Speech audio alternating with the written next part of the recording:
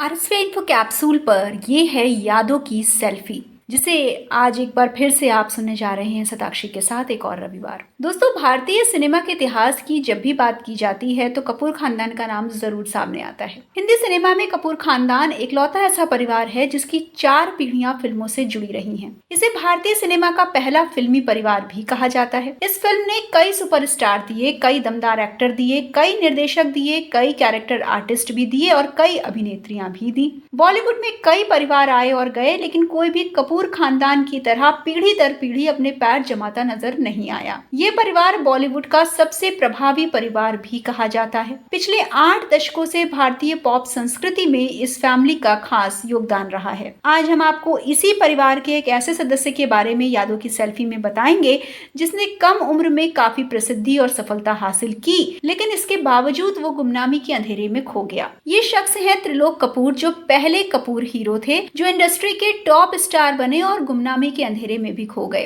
पृथ्वीराज कपूर 1920 के दशक में अपने परिवार से फिल्मों में प्रवेश करने वाले पहले व्यक्ति थे। उनके छोटे भाई त्रिलोक ने साल 1933 में फिल्मी दुनिया में कदम रखा था और वो अपने भाई के दिखाए रास्ते पर चले।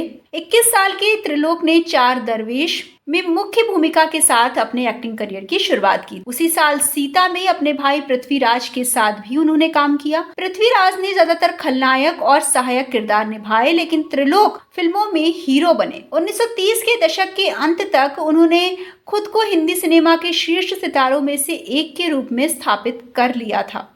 1930 और 40 के दशक में वो हिंदी सिनेमा के सबसे बड़े नामों में से एक थे और केएल सहगल, अशोक कुमार, करण दीवान और पृथ्वीराज के साथ सबसे ज्यादा पैसे लेने वाले सितारों में से एक बन गए थे। साल 1947 में उन्होंने नूरजहां के साथ मिर्जा साहिबान जैसी हिट फिल्म करके खुद को इंडस्ट्री के सबसे बेहतरीन हीरो के रूप में अपनी जगह बना ली। त्रिलोक के करियर का सबसे सफल दौर 50 के दशक में आया, जब उन्होंने आध्यात्मिक और पौराणिक शैली की कई हिट फिल्में की। उन्होंने 30 हिट फिल्में दी, जो राज कपूर और रणबीर कपूर के करियर ग्राफ के करीब दोगुनी है। जहां राज कपूर ने अपने करियर में 17 हिट फिल्में दी तो रणबीर कपूर ने 11 हिट फिल्में दी, लेकिन त्रिलोक ने 30 हिट फिल्में दी। धीरे धीरे त्रिलोक छोटे बजट की पौराणिक फिल्मों में नजर आने लगे। ऐसे में वो मुख्य धारा से कट गए और यही वजह थी कि वो कभी मेन स्ट्रीम हीरो नहीं बन पाए। हिट फिल्में देने के बाद भी अशोक कुमार जैसे अपने समकालीनों की तरह मेकर्स उन पर कमर्शियल फिल्मों के लिए विश्वास नहीं जता पाते थे।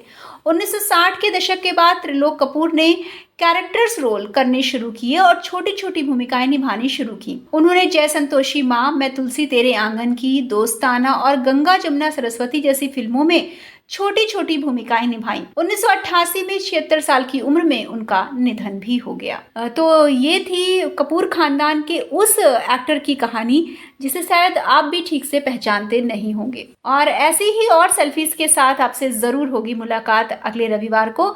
सुनते रहिए हमारे साथ आरएसवी इन्फो कैप्सूल और कनेक्टेड रहिए इंफोटेनमेंट के सफर में।